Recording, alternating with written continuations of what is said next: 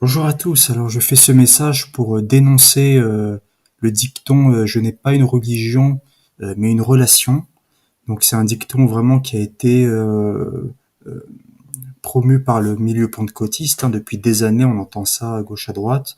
Je n'ai pas une religion, mais une relation. Mais la véritable question, c'est est-ce que c'est vraiment biblique, hein, de dire je n'ai pas une religion, j'ai une relation. Alors moi, je pense que ce qu'il faut savoir en premier lieu, c'est d'où vient le terme religion. C'est un terme qui vient du grec religare, qui signifie relier. Voilà. Le mot religion, ça veut dire relier. Dans, dans le christianisme, ça veut dire être relié à Dieu. Voilà. J'ai une religion, je suis relié à Dieu. Donc, en soi, le mot n'est pas satanique, puisque les enfants de Dieu sont reliés à Dieu. De plus, la Bible parle de la religion. Elle dit par exemple, dans Jacques 1, verset 27, la religion pure et sans tache devant Dieu notre Père consiste à visiter les orphelins et les veuves dans leurs afflictions et à se préserver des souillures du monde. Et d'autre part, la Bible condamne le fait d'être irréligieux. Ça veut dire de ne pas avoir de religion. Notamment dans 2 Timothée chapitre 3, du verset 1 au verset 5.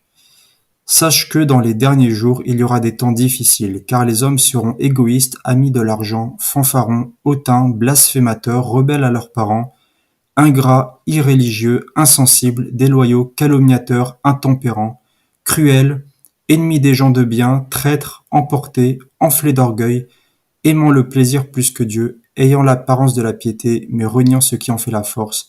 Éloigne-toi de ces hommes-là. Voilà, donc on voit que dans cette liste, il y a les irreligieux, tout simplement.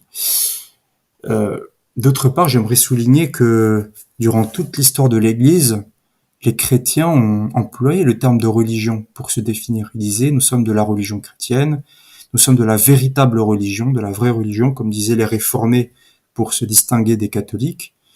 Donc, dans l'histoire de l'Église, il n'y a aucun problème avec ça. Mais c'est à partir de l'émergence du pentecôtisme où le terme religion était diabolisé. Parce que justement, on voulait voilà, essayer d'attirer les gens du monde, puisque on sait que les gens du monde, dès qu'ils entendent religion, bah, ils aiment pas.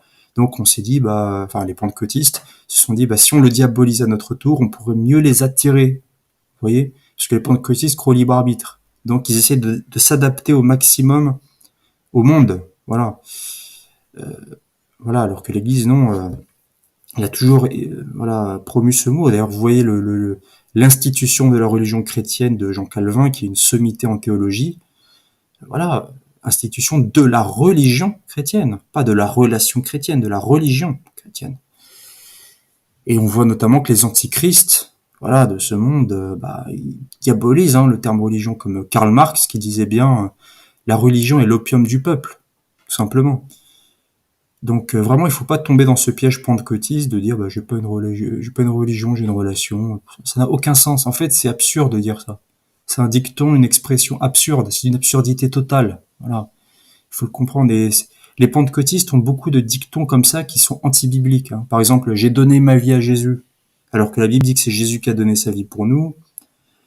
J'ai accepté Jésus dans mon cœur, alors que c'est Jésus qui nous accepte. Enfin, il y a énormément de dictons comme ça qui sont antichristes, hein, mais ils sont tellement répétés que on se pose même plus la question. Voilà, c'est là toute la perversion du milieu pentecôtiste, d'ailleurs. Voilà, donc vraiment fiez-vous à ce que dit la Bible et non pas aux pentecôtistes. Soyez bénis, au revoir.